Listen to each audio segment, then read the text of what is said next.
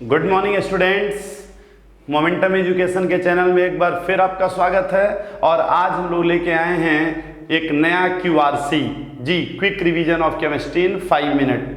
और वो ये है कि अगर कोई एल्कीन है और उस एल्कीन में कोई भी HCl या इस टाइप का कोई कंपाउंड ऐड किया जाए तो वो HCl जब ऐड करते हैं तो एक मेजर प्रोडक्ट बनता है, एक माइनर प्रोडक्ट बनता है। तो यहां क्वेश्चन ये है कि जुड़ता तो H और Cl दोनों है, लेकिन इस रिएक्शन को हम लोग इलेक्ट्रोफिलिक एडिशन रिएक्शन क्यों कहते हैं, क्यों इसको हम लोग इलेक्ट्रोफिलिक एडिशन रिएक्शन कहते हैं, जबकि इसमें इलेक्ट्रोफाइल यानी H+ और न्यूक्लियोफाइल यानी Cl- दोनों जुड़ते हैं।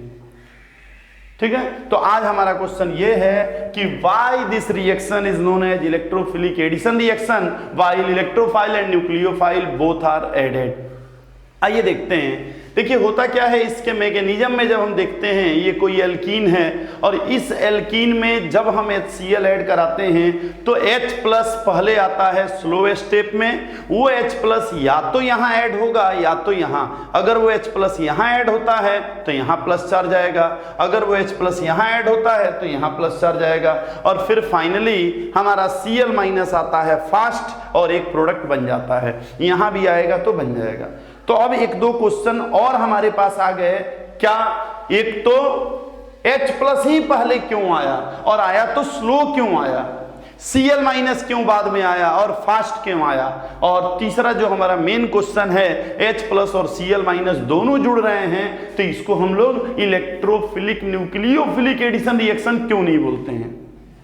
आइए देखते हैं। देखिए होता क्या है कि 3 तरह के रिएक्शंस होते हैं, एक वेरी स्लो रिएक्शन, एक वेरी फास्ट रिएक्शन और एक मॉडरेट रिएक्शन।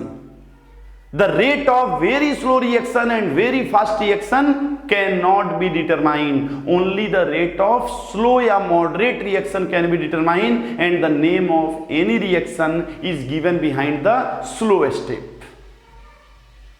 क्या मतलब हुआ इसका कि जैसे आप वेरी फास्ट रिएक्शन ले लीजिए आप क्रैकर्स, पटाखा। तो पटाखे में क्या है, अगर मैं कहूं एक 5 ग्राम का पटाखा है, वो जला और फट गया तो मान लीजिए कि वो फटा 2 सेकंड में, तो आप ये नहीं कह सकते कि पूरे बिल्डिंग के बराबर अगर पटाखा है वो 5 क्विंटल है तो कम से कम आधे घंटे, 2 मिनट, 4 मिनट तो लगेगा। ऐसा नहीं है, वो भी धड़ाम कर जाता है, यानी वेरी फास्ट रिएक्शन। तो अगर वेरी फास्ट रिएक्शन है तो हमारी मशीन जो है, यानी जो भी हम लगाए हैं कि रेट ऑफ रिएक्शन बताए, स्पीड ऑफ रिएक्शन, वो नहीं बता पाता। उसी तरह से अगर हम रस्टिंग ऑफ आयरन की बात करें तो रस्टिंग ऑफ आयरन आप जानते हैं 2-2 महीने में रस्टिंग होगी, तो उसका भी रेट वो डिटरमाइन नहीं कर पाएगा। या H2 और O2 लीजिए, वाटर बनता है बिना किसी कैटेलिस्ट के, वेरी स्लो रिएक्शन, तो उसका भी रेट ऑफ रिएक्शन हम नहीं निकाल सकते, केवल स्लो स्टेप का ही रेट डिटरमाइन कर सकते हैं। खैर यहां देखिए ये क्या है, एल्कीन। एल्कीन कैसा बिहेव करता है, न्यूक्लियोफाइल के जैसे। आपको याद होगा न्यूक्लियोफाइल या तो माइनस चार्ज होता है, लोन पेयर होता है, या पाई बॉन्ड होता है। ये जो पाई है ना वो भी न्यूक्लियोफाइल की तरह बिहेव करता है, या कहीं डेल्टा- हो वो भी न्यूक्लियोफाइल की तरह बिहेव करता है। तो ये तीनों न्यूक्लियोफाइल की तरह बिहेव करते हैं। तो ये न्यूक्लियोफाइल है, जाहिर सी बात है न्यूक्लियोफाइल पे H+ और Cl- में जब भी जाएगा तो न्यूक्लियोफाइल पे इलेक्ट्रोफाइल ही जाएगा, न्यूक्लियोफाइल तो नहीं जाएगा, तो इसलिए जाता है इलेक्ट्रोफाइल। अब स्लो क्यों जाता है, स्लो इसलिए जाता है कि वो न्यूट्रल है। अगर दोनों चार्ज रहते, एक प्लस एक माइनस, फिर तो कोई दिक्कत ही नहीं रहती। वेरी फास्ट रिएक्शन, सेकेंड के भी फ्रैक्शंस में होते हैं, मतलब वेरी फास्ट। जैसे यहां देखिए, यहां प्लस है यहां माइनस है, वेरी फास्ट रिएक्शन, ये हमारी मशीन नहीं बता पाती है, लेकिन ये स्लो रिएक्शन होगा। तो H+ क्यों पहले गया आप समझ गए, क्योंकि एल्कीन जो है वो न्यूक्लियोफाइल की तरह बिहेव कर रहा है, ये इलेक्ट्रोफाइल की तरह, इसलिए ये पहले गया। ये फास्ट क्यों गया, क्योंकि दोनों के चार्ज क्लियर हैं, कुछ सोचना ही नहीं है, ये प्लस है ये माइनस है।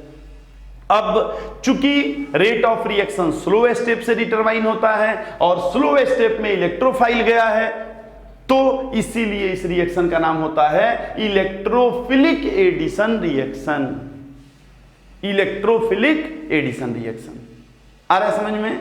मतलब आप ये कहेंगे कि जुड़ तो दोनों रहा है, but electrophile that is H+ attack in slow step and the name of reaction is given behind the slow step, so this reaction is known as electrophilic addition reaction, while both are added, electrophile and nucleophile, but electrophilic addition reaction। अब इसके बाद की बात है कि हम किसको major और माइनर बोलें, तो वो तो बाद की बात है। आप देख सकते हैं यहाँ हाइपर कंजुगेशन होगा तो कितने अल्फा हाइड्रोजन होंगे, यहाँ 6 अल्फा हाइड्रोजन 3 और यहाँ कितने अल्फा हाइड्रोजन होंगे, यहाँ 2 अल्फा हाइड्रोजन। तो ये ज्यादा स्टेबल है, यही मेजर प्रोडक्ट बनेगा। तो हम लोग अभी मेजर माइनर की बात नहीं कर रहे हैं, हम लोगों का बस यही था कि इलेक्ट्रोफिलिक एडिशन रिएक्शन में दोनों जुड़ते हैं तो उसको हम लोग इलेक्ट्रोफिलिक एडिशन रिएक्शन ही क्यों कहते हैं।